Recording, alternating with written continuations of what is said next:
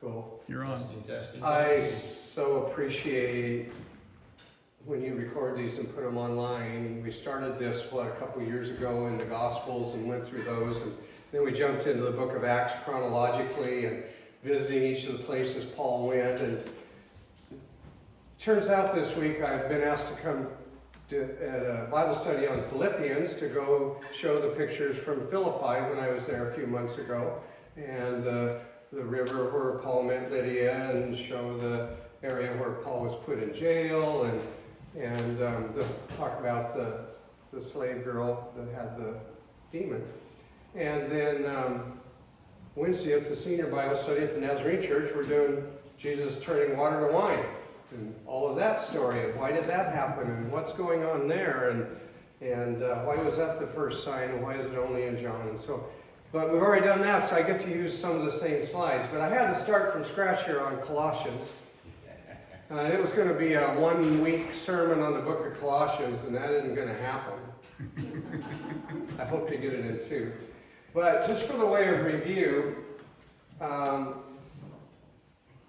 remember that many scholars believe that Paul...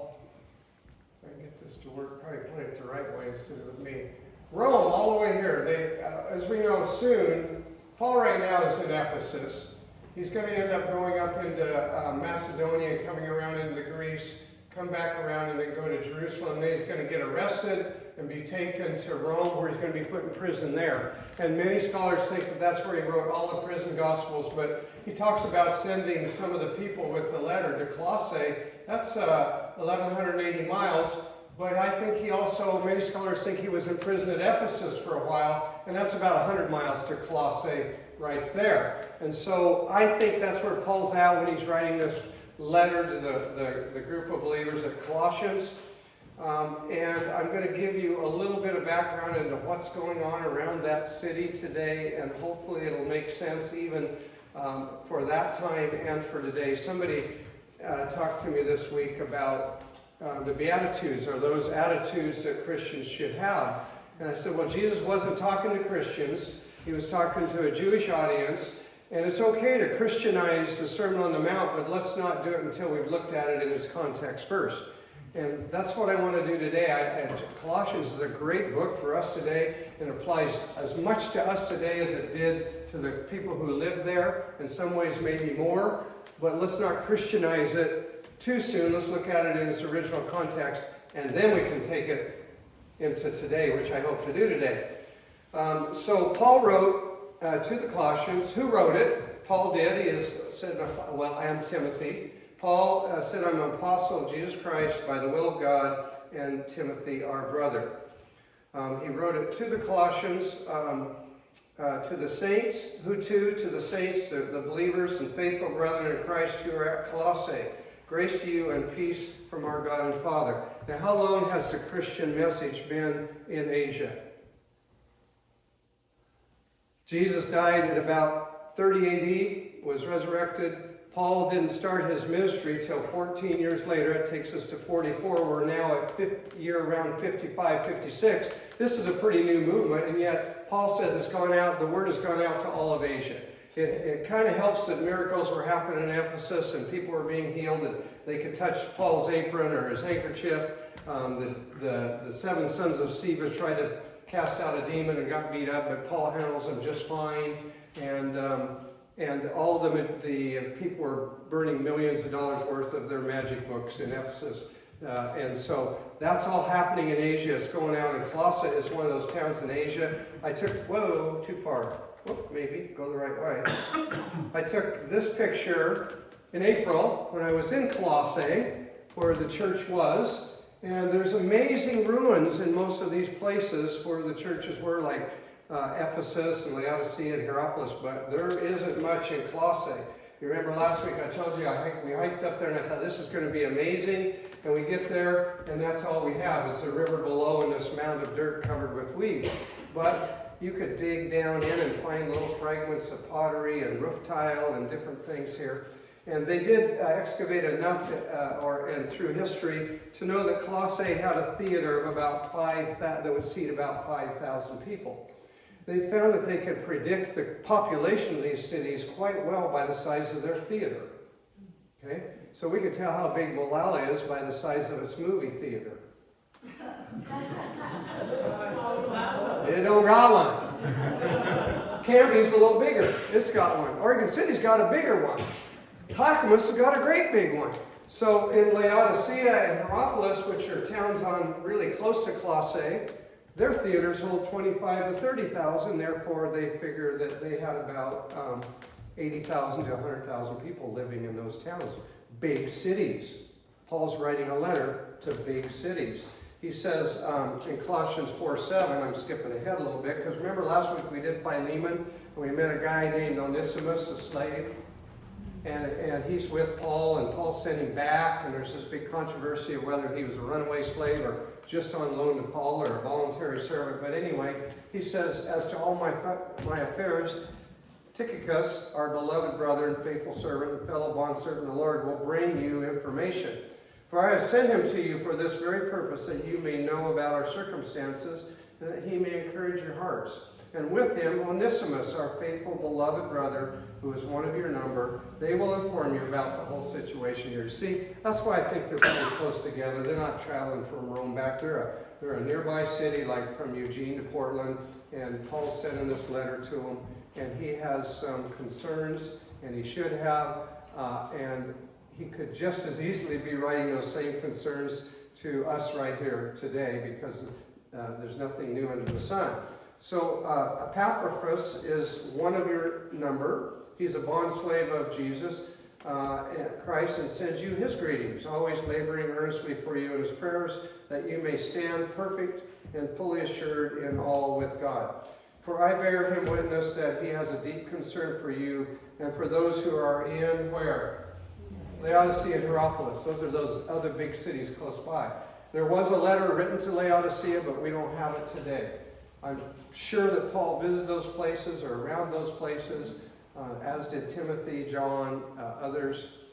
They were big cities with big temples and big theaters and big stadiums for gladiators to fight in and that type of thing. And that was the culture of the day. And remember we said if there is an earthquake, which there would be in about 5 years, an earthquake's going to level Colossae, and Laodicea and Hierapolis are fighting earthquakes. But a plague, an earthquake, if anything happened, why?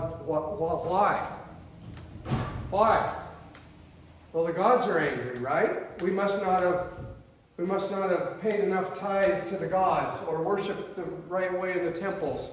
And those Christians don't believe in the gods, so maybe it's their fault. Kind of runs into that politically today, too, don't we, sometimes? Christian love is the new hate. I heard that phrase recently.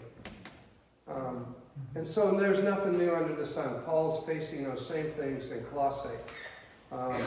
So he begins chapter 1 with a greeting and an introduction. He says, Paul, an apostle of Christ by the will of God, and Timothy, our brother. We already read that, and he wrote it to the saints in Colossae. And where I want to go today is a very great teacher of mine was studying Colossians recently. And this particular teacher, I probably have learned more from them than anyone else in my lifetime. And it happened to be my wife, who was reading Colossians. And she goes, every time Paul says, therefore, what's the therefore? And we started dissecting the book of Colossians as, why did Paul put therefore there? And what's it there for? And so I found out that King James uses the Greek word un, which means therefore, or wherewith, or because of, or since, certainly, verily, therefore. And Paul uses the term 29 times in his Gospels, 129 times, and he uses it 7 times in the book of Colossians. And sometimes it just says wherefore or ye then, if it's in the King James. So we're going to look, you notice, 6 times. 3 of them are used in chapter 2, and 3 are used in chapter 3. So basically, the book of Colossians is 4 chapters. One, just kind of introduction and the setting. And then chapter 2, he uses the first 3 therefores, and that's what we're going to look at today. Chapter 3, he uses the next 3 therefores. That's next week. And chapter 4 is kind of a closing. The first 3 therefores are addressing the idea of who is Jesus? Why do we believe in him? Is he greater than the gods around you? Is he the one true God? And if he is, therefore, you should realize this. Next week is, since he is, and since you do believe, therefore, how do we live? And I hope to look at that in that day and put it in today. Are you with me on all that? Oh yeah. Got the fire hose turned up here. Okay, and yeah, okay. No rabbit trails. Keep going, Dale. So Paul said in chapter 2, on the first therefore, as you therefore have received Christ the Lord, so walk in him. Well, what's the therefore? So walk in him. Having been firmly rooted and now being built up in him and established in your faith, just as you were instructed, and overflowing with gratitude. You remember when John wrote the book of Revelation, and he wrote to the 7 churches, and he wrote to Ephesus, he said, I have this against you. You forgot your first love. You started out good, and then you just drifted away from it and forgot about that first love. And so Paul is going, yeah, you're all Christians, but how deeply rooted are you? And I love this picture of this acacia tree. I looked for the one with Cheryl sitting under it in one of the wadis in Israel near in the desert. But these trees grow, and the floods come, and these trees survive, and then it turns into deserts the rest of the year. Well, they found out that the acacia tree root goes down 50 feet. Oh, wow. 50 feet. You sat under a lot of them, Michael. You might have even jumped out of an airplane with your parachute and landed in one. I don't know, but we won't go there. I love having Michael here because he speaks Hebrew and he's from Israel and or has been there a lot. He was telling me, I got my definitions of my Hebrew words pretty good, but I don't say them right. And I assure you, it's not due to lack of trying. I'm one of these guys that couldn't sing if I wanted to, and you don't want me to if I did. And I have no phonics. So my Hebrew teachers will say a Hebrew word, and I'll repeat it, and they'll go, no. And they'll say it again. I say, that's what I said. And they'll say it again. I go, no. And they'll say it again, and I just go, okay. So anyway, bear with me if I don't say them right, but I guess it's more important to have the meaning right of the Hebrew, right? So anyway.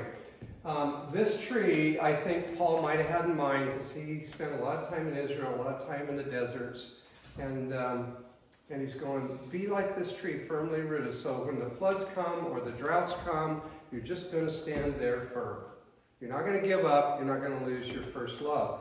And so in order to really understand why he said that and what the therefore is there for, can we take a few minutes and go back into the culture and look around him?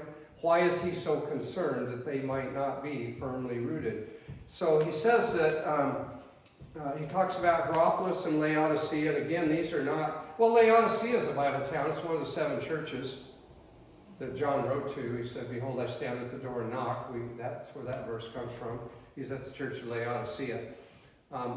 This picture is down the main street of Laodicea today. These towns are like a square mile. And most of it's been excavated. It's really amazing to go there. But what's going on in Colossae, Hierapolis, and Laodicea? Mostly Hierapolis, Laodicea, and Ephesus, the big towns. They've got a lot of temples in those towns, and each one of them has a temple to Zeus. Now, who was Zeus? His Roman name was Jupiter. He was the god of gods, the god that made everything in the Greek belief system. His signature was the thunderbolt, or the lightning, and he lived on a mountain, Mount Olympus, and his words were what created justice, and law. Gee, do you think he stole that from anybody that we know about? God on Mount Sinai spoke the word. Lightning and thunder came down. But the difference is, the God of the universe, the God of our Father, is a compassionate God, long-suffering and loving, and desires a relationship with us. Zeus, the god of the Greeks, is an angry god. In fact, that might be kind of where we get the idea of like sinners in the hands of an angry God. But God calls us his friend, and he desires to have a personal relationship. So Paul's writing to a church that's stuck between these two big cities, or Ephesus, which is even bigger, and they all have these temples, and Zeus is worshipped everywhere, all the way around through Macedonia and Greece. They had a temple to Apollo. Now, who's Apollo? And we're going to come back to him later because he was really big in Hierapolis. Apollo was the son of Zeus, along with the twin sister Artemis. Now, what were 25,000 people screaming for 2 hours in Ephesus in the previous message? Great is Artemis of the Ephesians. And I'll show you her temple here in a minute. But Apollo was the son of God. He was, I don't usually have to go to my notes, but I forgot the things I wrote down. Give me a second here. He was he was the beloved son of Zeus. He was the God of sun and light. He was called the Redeemer, and he was often portrayed as a shepherd and protector of sheep, because a similar word, apella, is similar to Apollo and means shepherd. He is the twin sister of Artemis, who is the goddess of healing, light, medicine, prophecy, and, he is the twin sister of Artemis. He is the god of healing. He's the god of light. He's the god of medicine. He's the god of prophecy. He's the god of knowledge, light, and sun. That's Apollo. You think there's a little bit of counterfeit going on here? Do you think the same tactics that the enemy was using then, he's using today to counterfeit the one true God? It's happening. And so we have in Laodicea and Hierapolis, and maybe even Colossae, a temple to Zeus, a temple to Apollo, and in most of them we had a temple to Artemis. The big temple to Artemis was in Ephesus, where Paul's writing from, and this is her temple. It was considered one of the 7 wonders of the world at the time. And the people in Ephesus believed that their prosperity and everything good that was happening was due to Artemis. Well, she was the twin sister of Apollo. She was called the goddess of the moon. We'll talk about that in a minute because Paul addresses new moon days in his letter. She was the goddess of the moon. She was a virgin goddess. She was in Ephesus, where later Mary would be. And later, they had a meeting of all the Christian leaders a few hundred years later, and they decided that Mary could have the title of Mother of God. So Artemis was considered the virgin goddess, and some of that tradition crept over and got applied to Mary later. But remember, they got converted in Ephesus, they got converted to Christianity. They burned all their books. They followed after God with all their heart. And then we see in later centuries, they kind of went back to the Artemis thing, and they even made Mary similar to Artemis. They lost their first love. Talked about. Okay. So now, you go to Hierapolis. Gee, what are we going to do today? They have the whole shopping area of half a mile long of booths. We can go shopping. They have a theater that seats 25,000. Or we could go down to the Temple of Apollo, where they have a plutonium. Now, Pluto, yes, he's a Disney character, but originally he was the Roman god of the underworld. The Greek name was Hades. And in the world, there are several places they call the gates of hell, the entrance to the underworld. One of them I told you about is in Caesarea Philippi. That's where when Jesus and the disciples went to the region of Philippi, and Jesus asked Peter, who do men say I am?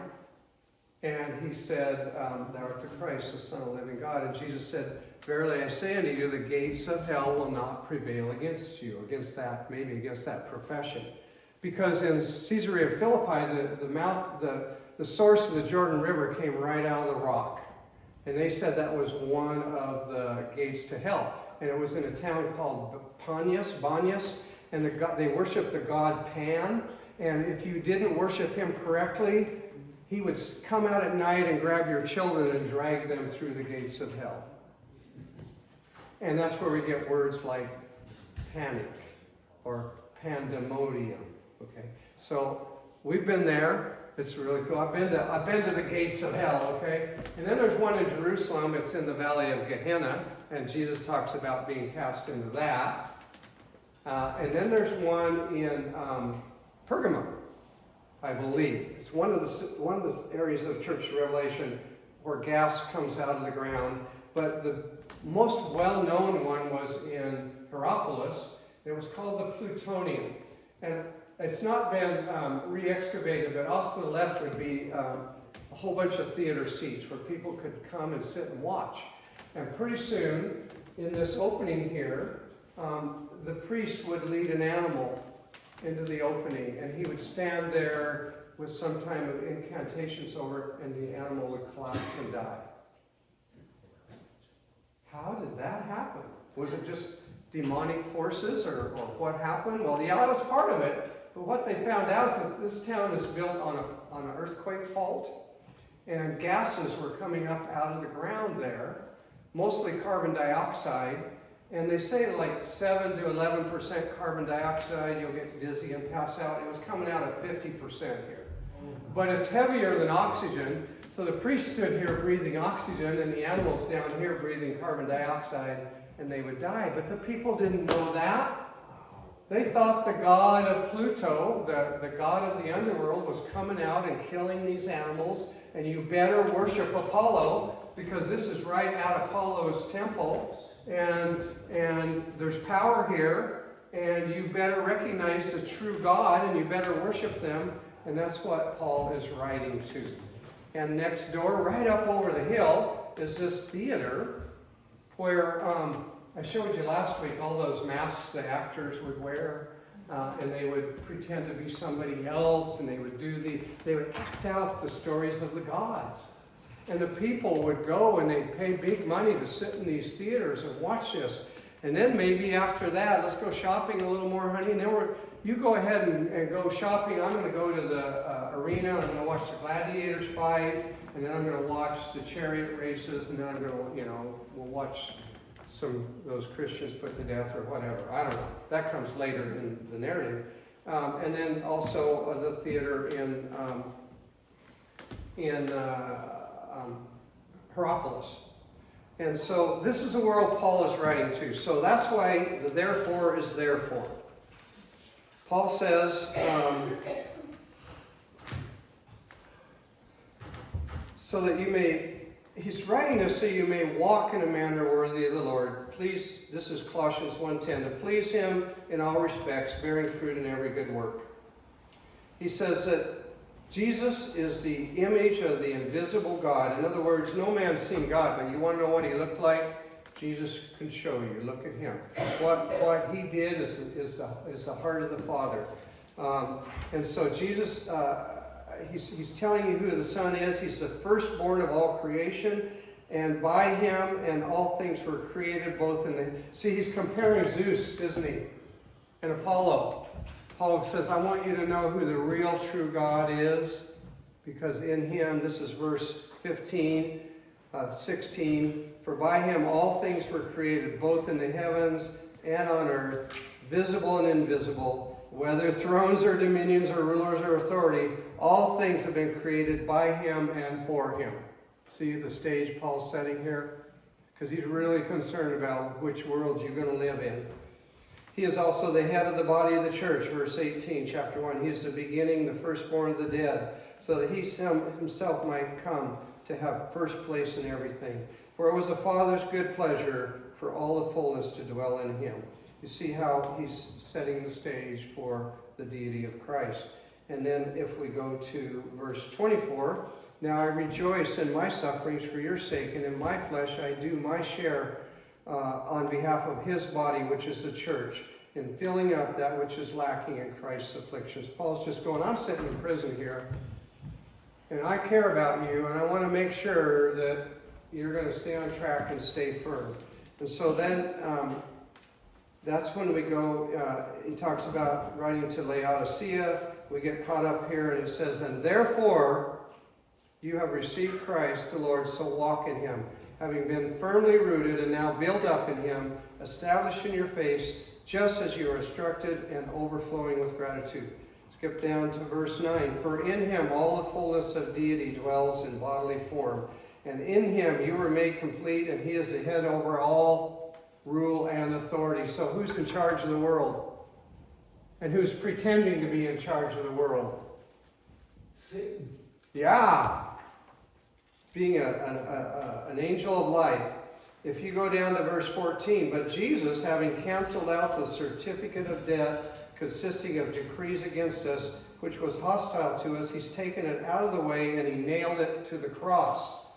I'm told that when a criminal is found guilty and he's put in jail or punished in some way, he has a certificate of debt. And when he pays that, it's stamped paid in full, and he is released. Jesus said Paul's saying we all have that certificate of debt, but now we don't have to pay the penalty because Jesus paid it for us. It's been paid in full.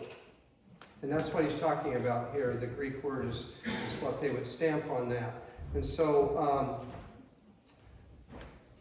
and that's verse 14. He's taken it out of the way, nailed it to the cross. And then verse 15, I love this. When he had disarmed the rulers and authorities, he made a public display of them, having triumphed over them. This week, we can kind of key on this, we'll come back to it. But this week, I'm talking to you about the day in Laodicea, right? You go and you watch the plutonium, and you go to the theater, and you go to the Hippodrome, and you watch the chariot races and all the entertainment, and we just go, what was wrong with those people, right? Yet this last week, they had this thing on Netflix called an internet influencer named Jake Paul fought a 58-year-old boxer, and 60 million households watched. And I don't know, I'm not even going to ask who watched it. I'm not going to tell you if I did, but I'll tell you about it. I'll tell you what I saw.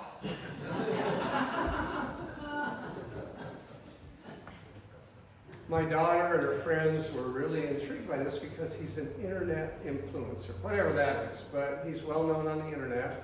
He put on this little, in my opinion, a fake fight. But in the course of building up to it and promoting it, you have scantily dressed women. You have a lot of hype and foul language. You have a lot of, just a lot of the world built into it. And it wasn't so bad and a lot of money. Thank you, Michael. Jake Paul made $45 million and Mike Tyson made $20 million. And all they had to do was dance around each other and pretend to hit each other for 16 minutes. And yet they put a couple of real boxing matches in the night too, and those were very good if you're a boxing fan.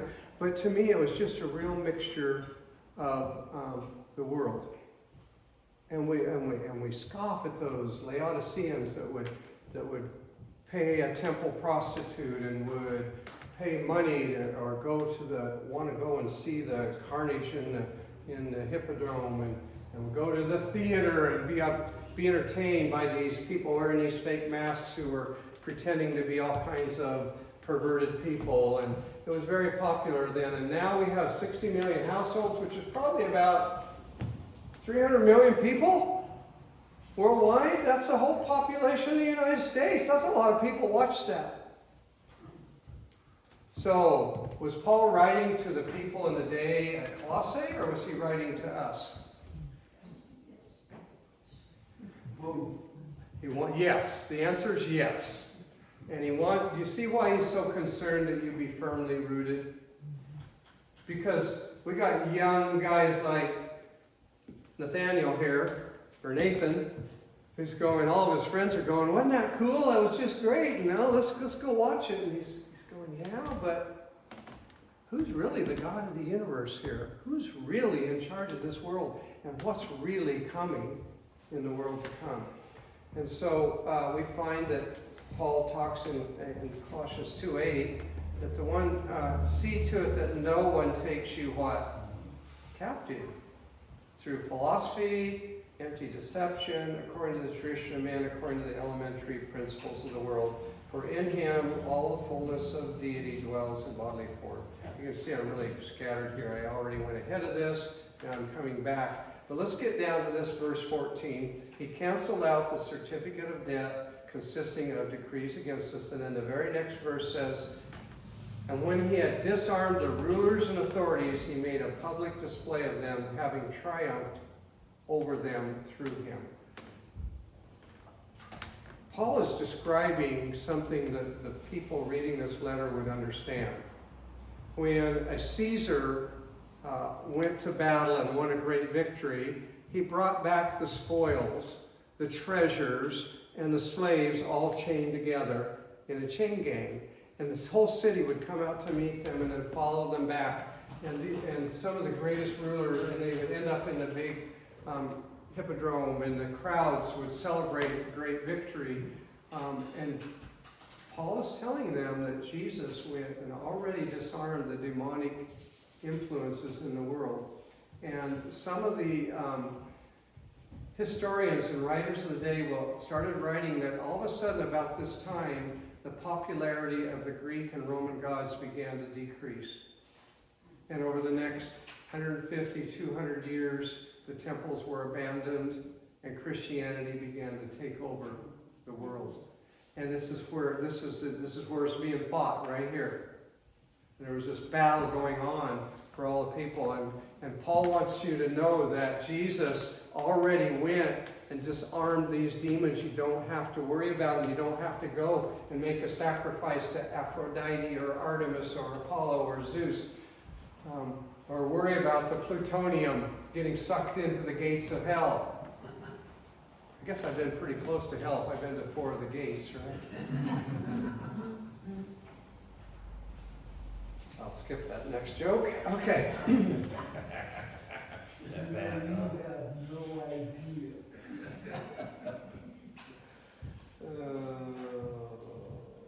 Okay. Now I got to do it anyway. Alice and Henry. Yeah, Alice came in. She was so mad because they'd had a fight that morning. They were in their 80s, and she told Henry, "Go to hell," and he said, "Can't. I'm already there." I made sure they made up and got this straightened out before they left. But anyway, gates of hell. Never mind. Okay. And he had disarmed the rulers. Therefore, let no one be your judge in regard to food or drink. See, we have the next therefore. See how he just went, okay, Satan's been already bound and all the demons. And then he goes into the second therefore. Therefore, let no one judge you.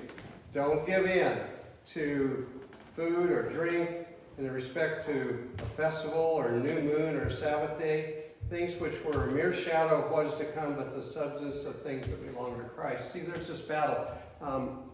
Artemis was the moon goddess. And on the new moon, when it just starts to see that sliver of new moon, she insisted that everyone have a fasting day and a miserable day.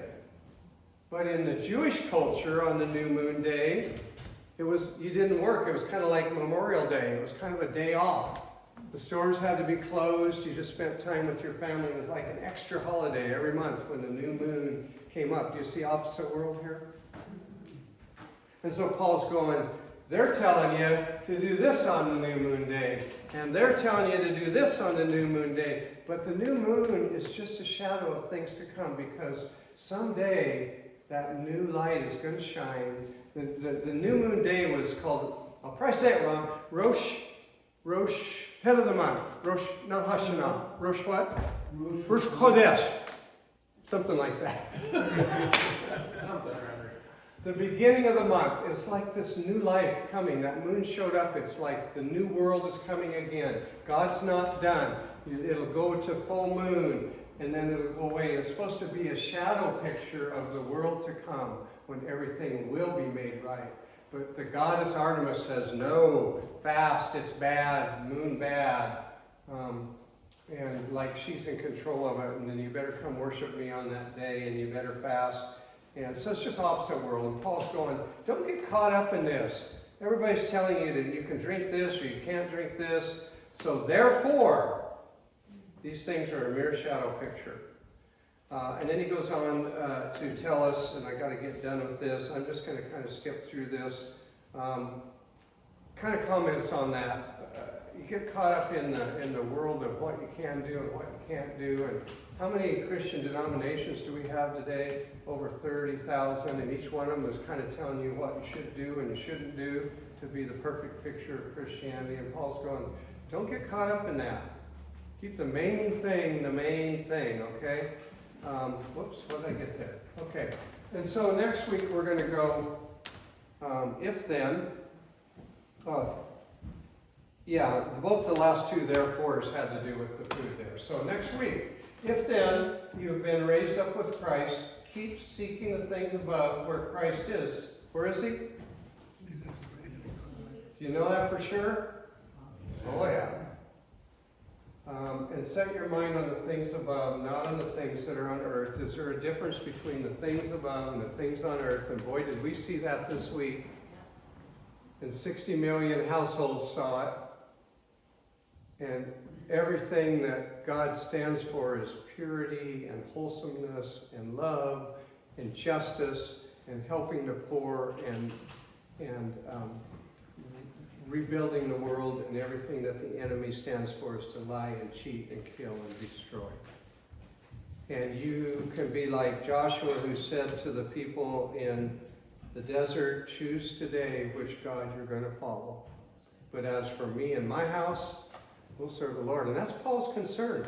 Are you going to keep being distracted by the seemingly miraculous powers of the plutonium and the fun of the theater and the fun of the gladiators, or are you just going to keep on track and keep running after him with all your heart? And so next week he talks about, okay, let's say you're on track and you're walking with him. What's it look like? What's it look like? We get the next three therefores. Therefore, this is what you should do. So that's where we're going. Read chapters 3 and 4 next week. But take this home with you and ask yourself the question, is my heart and my passion towards the Word of God, or do I go, and I'm guilty of this too, do I go to my iPhone more? I'm sorry, I offended you. No, I'm just kidding. I'm laughing with you. I saw your mouth drop open. It's true. And I'll just close on this. We were hiking through Israel with a guy named Ray Vanderlaan, who's a pretty popular Israel guide, and he took us out through the desert, and he took us up over this mountain. And just as we come over the mountain, you can look down on the ruins of a town called Scythopolis. And Scythopolis was, I think, the town that Jesus wrote the parable of the prodigal son about. That's where I think the prodigal son would have went. And it was just everything that Hierapolis and Laodicea was, only on steroids. And we come over that, and the leader of the group goes, you love it. Come on, admit it. You love it. You love the theater. You love the shopping. You love it. And we're all going, oh man, he's right, we do. But put it in perspective.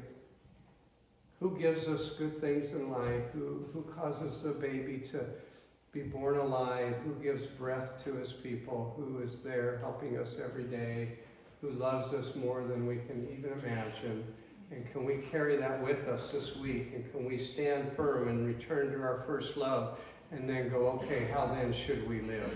Because we're entering the last days, and there will be a new moon day coming, and a trumpet will sound, and the dead in Christ will rise, and he himself will descend, and we will meet him in the air if we're still here. Lord, thank you for this day. Thank you for the blessing of your word. Thank you for sending Paul, who could speak to that day and to ours. And I just pray, God, that your Spirit will come in a mighty way upon planet Earth. And that the same way that the church spread through the whole region of Asia, that it would do today in this world. Pray, God, you'll join us this week. Help us to know how we should walk out your words. In Jesus' name, amen.